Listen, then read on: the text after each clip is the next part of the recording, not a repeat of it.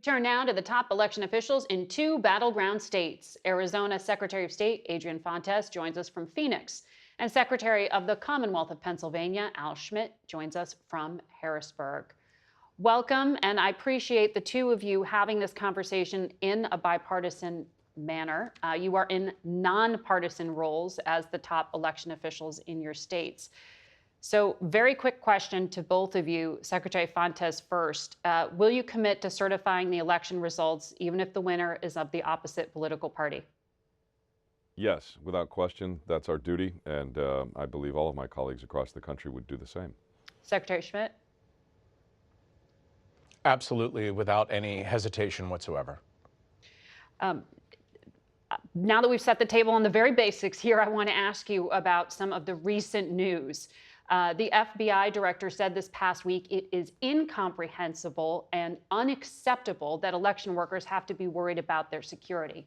But here we are. And we know the Department of Justice just this past week did indict individuals for making threats to workers in both of your states.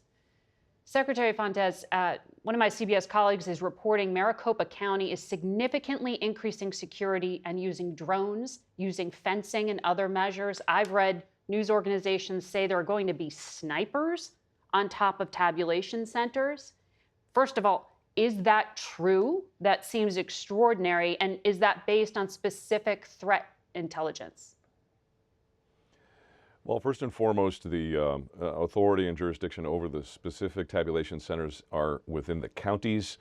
My office provides support for all of them, and frankly, we don't get into the specifics when it comes to our safety and security protocols, particularly the source or frequency or nature of any of the specific threats. We are in the kind of a circumstance right now where we're taking whatever precautions are necessary to ensure not just the security of the vote, but of all of our employees, our workers at the polls, at our tabulation centers, and of course, keeping first and foremost in mind the safety and security of our voters. Can you say at a minimum whether that's increased from what you had to do in 2020? It's absolutely completely different from 2020. In fact, I remember in 2018, our greatest security threat was a rattlesnake in the parking lot at the Pinnacle Peak precinct. So this is a radically different set of circumstances that we are dealing with, but we are prepared and we're going to have a secure election. Secretary Schmidt, what have you had to do in the Commonwealth? As part of the lessons learned from the experience of 2020, the Shapiro administration organized an election threat task force that I lead, made up of federal, state, and local partners in law enforcement and election administration, so that if any of the ugliness returns that we experienced in 2020, everyone will be ready. In 2020, it was, as Secretary Fontes said, so different than before, and many of us had to scramble to figure out when threats were incoming, where do we refer them to, and all the rest of that.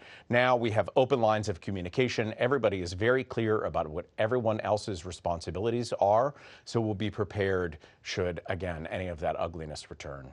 Secretary Schmidt, you heard me discuss with Senator Vance the specific intelligence that the ODNI and the FBI revealed on Friday about a fake video made by Russia to trick people into believing that ballots were being destroyed in Bucks County, Pennsylvania. How concerned are you about what U.S. intelligence has uncovered, and why do you think they're targeting your state? Well, I'm very concerned, and it's clear that bad faith foreign actors are seeking to undermine confidence in our election results, and it's no surprise that they've targeted several of the so-called battleground states in Pennsylvania. The video that you're referring to from Bucks County, to anyone who has years of experience in election administration, was conspicuously fake. But if you don't, it's so easy for people to be sort of deceived by others trying to undermine confidence in our system of government. So it's important that our counties remain vigilant, that our Commonwealth remains vigilant, and our federal partners remain vigilant, and to call out any of these sort of efforts to deceive our voters. Secretary Fontes, another specific warning from U.S. intelligence was some of the mind hacking, the lies being sown in the minds of potential voters. And one specific thing that U.S. intelligence says Russian influence actors are doing are posting allegations about the possibility of illegals, undocumented people voting in this country. You are a border state. We have heard a number of Republican officials, including on this program, try to argue that this is a real concern. Elon Musk is arguing that and amplifying that. What are you doing in Arizona to make sure that non-citizens are not voting in federal elections, which is already against the law? Well, first and foremost, if and when something like that happens, it is absolutely vanishingly rare. No system is perfect, and I'll admit that right off the top. But the allegation that this is something that might turn an election or is something much bigger than it is, that's the nonsense that we are dealing with. And unfortunately, we still have candidates, elected officials, and folks with large megaphones lying.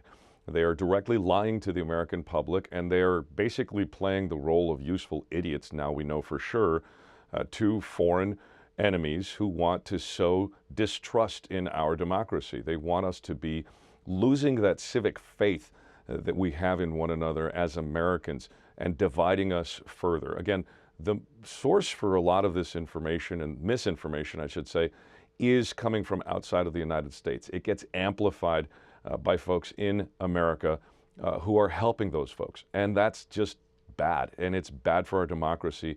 It's bad for business. It's bad for the law and education and science and everything else. So what I encourage folks to do is stop being a Russian puppet. Look to the folks who are actually doing the work. Ask them what's actually happening and go with the truth instead of amplifying lies from foreign adversaries. Secretary Schmidt, what are you doing to make sure that non-citizens are not able to vote, which is already against the law? Well, Margaret, I was a Republican election commissioner in Philadelphia County for 10 years. And I assure you, and I assure your viewers, and I assure voters that I care as much about election integrity as anyone possibly could. I investigated hundreds of allegations of voter fraud over that time, whether it involved double voting or allegations of people voting for dead people or non-citizens. And what that research showed time and time again was how incredibly rare it was that it occurred and how easy it is to catch whenever there are incidences of it. There are safeguards in the system from tooth to tail to make sure that that voter fraud, in the few instances it does occur, is identified, investigated, and responsibly prosecuted. Secretary Schmidt, on Friday, the Lancaster County District Attorney did report incidents of voter registration fraud among a group of about 2,500 ballots. What can you tell us at this point about how many of those ballots were actually fraudulent and what happens next? Who's behind it? The county reached out to us right away as soon as they became aware of it for guidance. As far as we can see, the county is pursuing this investigation responsibly. The county hasn't concluded that investigation, so I can't speak to the number of cases yet. We will be relying on them to make that determination and be supportive of our county partners. As part of our commitment, I visited 67 of Pennsylvania's 67 counties to sit down with them and make sure that if there are additional resources they need, additional equipment, or anything else like that, we provide that to them so that we have a free, fair, safe, and secure election in 2024, just as we had in 2020. And it was notable in my interview with Senator Vance that he said he was confident in Pennsylvania. But when I asked about litigation, he raised the possibility of non-citizen voting and said they would be open to litigation if that were to happen. Well, the good thing about our judicial system, which is really where our disputes should be settled, is it is always something of a put up or shut up moment when it comes to providing actual evidence of actual problems, and that when people are involved in litigation and lawsuits, they have to present that evidence. And I think that's why time and time again, in many dozens of cases in 2020, every one of those cases upheld that our elections were accurate and that were not susceptible to any sort of widespread voter fraud or anything like that. Secretary Fontes, 95% of all ballots cast in battleground states will be recorded on paper. However, President Trump said this on Joe Rogan's podcast about a conversation he just had with Elon Musk. He said to me that unless you have paper ballots, it can never be an honest election. That's a big statement. It's a big statement. We should go to paper ballots. You're done by 9 o'clock in the evening, right? Now we have these sophisticated machine that goes up to heaven. It goes all over the place and down and around. And they say, we'll need 2 weeks to figure out who the hell won the election. Mr. Secretary, do you want to set the record straight? And how long will it take you in Arizona to know the results? Well, first, I'm glad that Mr. Trump agrees with the security of Arizona's elections, where we have 100% paper ballots and have had so in Arizona for several decades. Number two, it's going to take us as long as it has always taken us. While we have more voters, and in many cases in counties, a lot more voters, the time that it takes us to process our ballots is based on doing it right the first time, not doing it quickly for news cycles or for the sake of political satisfaction. We will have official results in about 10 to 13 days, but everybody knows that the networks and the newspapers will make their prognostications whenever they see fit based on their math. And that's just the way it works. We're perfectly confident that we're going to have what we need when we need it, which is when it happens, and it will be accurate. Secretary Schmidt, how quickly will you know the results in Pennsylvania? Pennsylvania is at something of a unique disadvantage in that our counties cannot begin processing mail-in ballot envelopes until 7 a.m. on election morning. Plenty of other states, red and blue alike, allow that process to begin days, if not weeks in advance. But a couple things have changed since 2020. Counties have acquired additional equipment that assist with the processing of those ballots and ballot envelopes. They've a lot more experience than they had in 2020, which is the first time any of us encountered in Pennsylvania mail ballot voting in a large scale. And also the percentage of voters, while it's still widely embraced, the percentage of voters voting by mail has decreased since 2020 during that peak COVID environment. So there are several factors that will, I think, contribute to knowing results earlier, even though the law hasn't changed. But as Secretary Fontes said, it always comes down to, and has always ever come down to, how close an election is before you know who won and who lost.